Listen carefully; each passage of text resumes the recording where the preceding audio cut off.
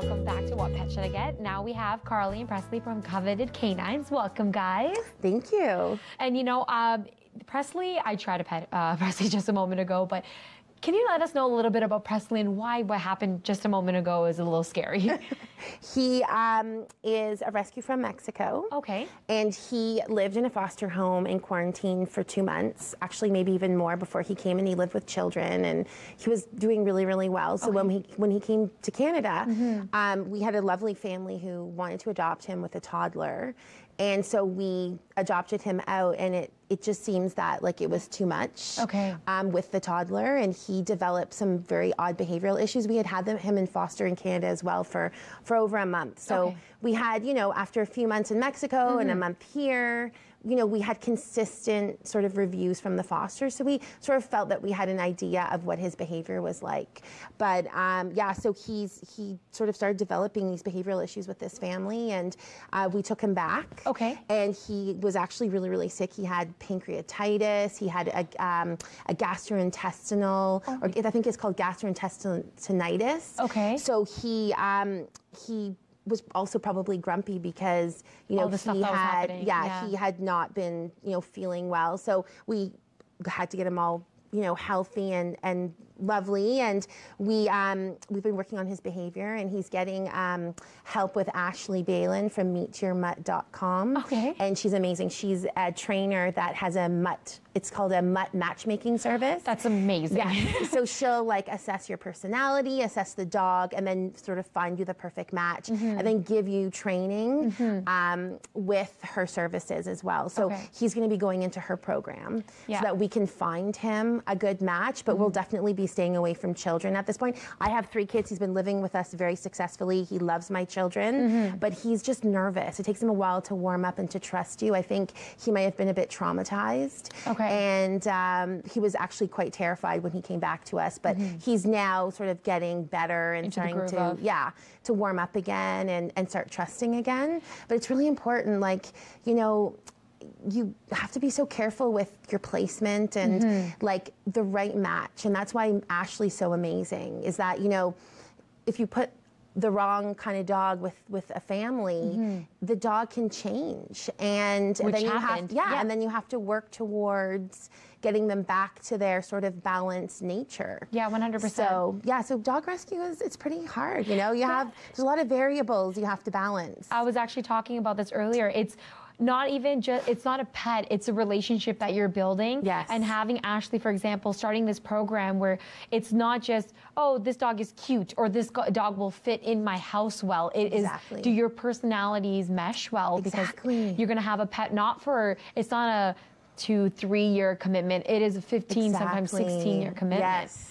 And having that is amazing, especially when behaviors change. It's like having a child. They go through stages. You need to be able to adapt to them as well. Exactly. Yeah, and you, for example, you said Presley's really good with your kids, and this is something that I found really interesting. You take every single pet that comes in and you bring them into your home for 24 hours to 48 hours to assess them. What's that like, and what made you want to do something like that? Well, we have a lot of families who are attracted to our rescue. Okay. And I want to be able to give them like my own personal feeling about the animal in question. Like that relationship. Yeah, and I don't know anything about behavior or training, but I'm working with amazing trainers who are fully certified in positive reinforcement training, and I'm learning through them and through my experience with having so many dogs. And I can recognize things like if I have a dog in my home and that dog is absolutely not interested in my children, avoids them, hides in a corner, that's not going to be a good match for a family. But I often get dogs that are so engaged. They follow my kids everywhere. They want to be a part of what they're doing. And then, you know, like that's, you know, it's a relaxed dog that likes the high activity and likes the extra stimulation that is, you know, associated with a busy family. And I can honestly say to families that are applying for that dog that, you know what, in my opinion, this dog is going to be a good fit. Now, having said that, we also have a program in place where if you have a young child in your family and you want one of our dogs, even a dog that we feel is an excellent match, they have to pay Ashley $50 for a familial assessment. So we bring the dog to the family. Ashley observes the dog with the child or children, and then she makes an assessment on their the connection. Yes, okay. but also like she's looking for signs of stress. For sure. If the dog's panting, you know, there's all sorts of different ways of sort of determining that a dog is very stressed in that environment. We don't want a dog to be stressed. No. Because that's when things can happen. So this is sort of like a good way to sort of make sure that everybody is safe, the dog and the humans in question. Yeah, and it's great that it's like a stepping stone for the animal too. It's not just I go into this house and it's like everything's thrown at them. At least with these dogs, they have 3 beautiful girls to play with and see if they can get along with the dog, with children themselves and the family situation, coming from a shelter, coming from different places in the world. Exactly. And for your organization, you're the co-founder of. Yes. Is there any way people can help and volunteer? Is there anything that you're looking for that can help you with, because you guys take a lot of animals that need extra care, medical bills and all that, and sometimes it's not easy. Most of the time it's not easy. So sometimes you look for extra help, and is there an opportunity for people to help? We are always looking for drivers, people who can take doggies to the vet, pick up medication, pick up fecal samples.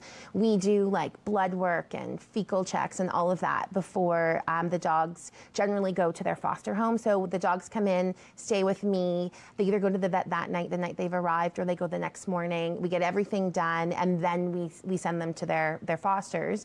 But often they haven't pooed in a few days because they're stressed. Yep, it's a scary situation. Yeah, and so sometimes they actually don't go to the washroom for a few days. Oh, wow. I know. And sometimes I get fosters calling me saying, "Art, the dog hasn't pooed. We've walked for hours." Yes. But they can still contact you after they adopt the pet. Okay. Yeah. So we need transport volunteers to go and pick up the fecal sample, take it to the vet, take over medication. We need people at adoption events to drive dogs to adoption events, do home visits. We're always looking for reference check volunteers that will call and interview references of applicants, just to make sure that, you know, they're okay people to adopt our dogs to. Because it's not just a one and done. It's you guys go behind again with making a relationship with. Exactly. That's amazing. And I want to thank you so much for coming on the show. I want to thank everyone for coming on the show. If you want more information on any of the pets that you saw on our show, make sure you check out our website, rogerstv.com/whatpetshouldiget. And always remember, adoption is the best option.